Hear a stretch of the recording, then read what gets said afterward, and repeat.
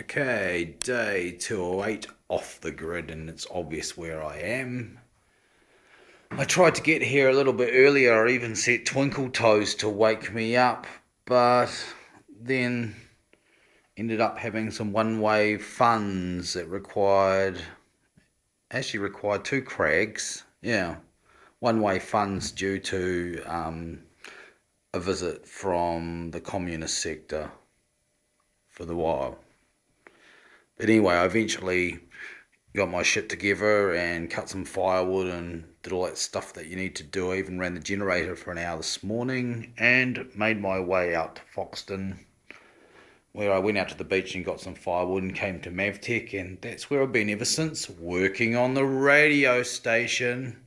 Of course, that's what these videos are about. What have I done today? Well, let's have a look here, eh? I spent most of today with a soldering iron again, spending a lot of time for very small gains, as you do when you start building things. Well, technically it's not electronic because there's no semiconductors or valves in it, but electrical. But you could say it's electronic because it's controlling electronic signals.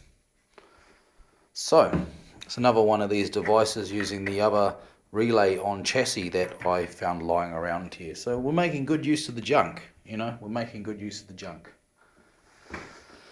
What does this do?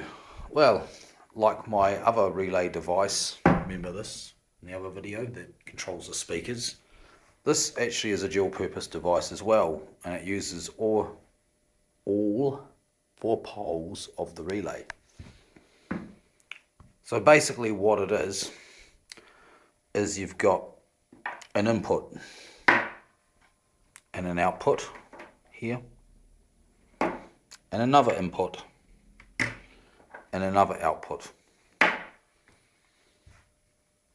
And what happens is when the relay's unenergized, this input here is connected directly through to this output. So it's just like a mic lead, it's just a one-to-one connection. And while that's happening, this one here is actually, this output end is actually shorted. So basically it's a mute, it cuts out the signal.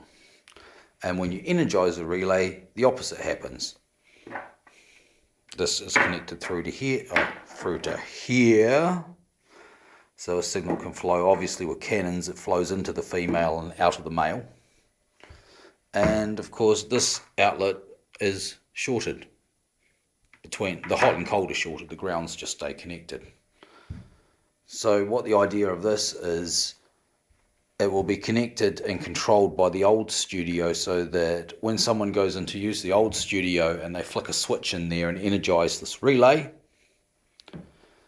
the jukebox, which will be on the normally closed channel, will be muted, and then the radio station will be unmuted and allowed to come through. Well, the Studio B basically. I think we'll call this Studio A. Why not? There we go. So that's basically what it does. I suppose I can turn it over and see my wiring. I've just soldered all the grounds, all the shields of these cannons to the chassis here for anchorage and commoning.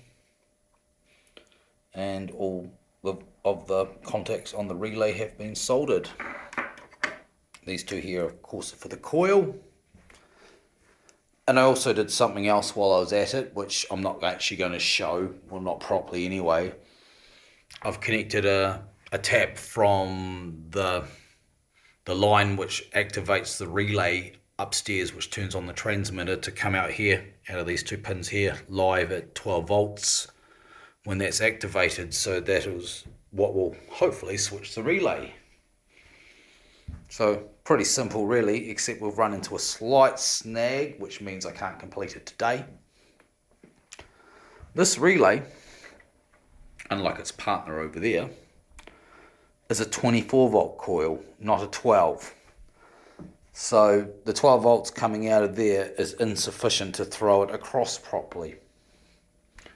Now, I thought it was a 12 because I had it tested with a 12 volt plug pack, unregulated, of course, which was probably chucking out about 18 volts. So 18 volts is enough to switch it, but 12.5 volts definitely isn't. So I've got a wee issue here I have to solve, which is how to get the 12 volts present here to switch this relay. Well, one obvious way is to provide an external power source to this and just switch that power source using that 12 volts, you could use a 12 volts relay, just a single pole relay, which is not a bad option. It could be done, 12 volt relay, yeah, or a transistor. Of course, using transistors means you start to have non-isolation here, but on the coil side of this relay, that's unimportant. We can have non-isolation. So, yeah. So that's one way of doing it, transistor or a pilot relay to switch the main relay from the 12 volts and feed in an external power supply. There's no other way of doing it, really. Well,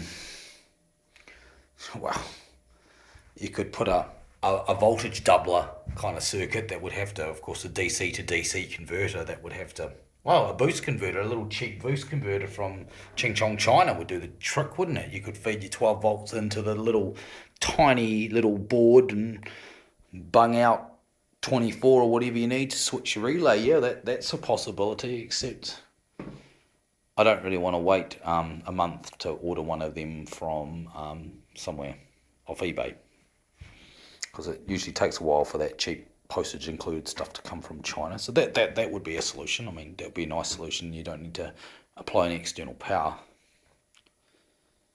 However, I've thought of another solution, which is really what we call quick and dirty, and is to actually add another 12 volt power supply in here that ends up being in series with the 12 volts coming out of there, thus giving the required 24 volts.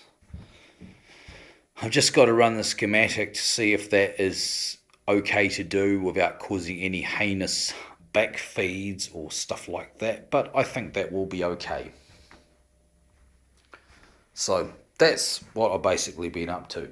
Day 208 off the grid. Oh, look, we got a new chair. Jim found this in the old print shop and bought it in. It's such a comfy chair. It's a bit like the chair we got at home for the internet computer. It's a stupidly oversized, but boy, is it comfy. And look, you're down there, you're in your chair and you're like, hello, Foxton, It's starting to really look like a radio studio. It's a little bit rickety, but hey, you can recline back. It's beautiful. There we go, a chair. Okay. Oh, did anyone guess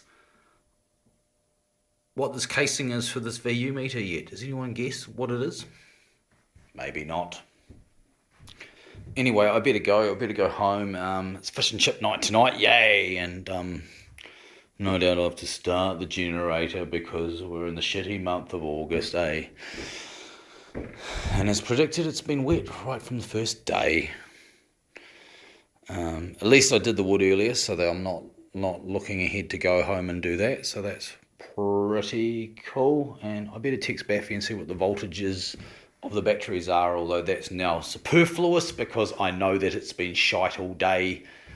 And I know I'll have to run the Jenny, so I should really just pack my ass up and get out of here on day 208.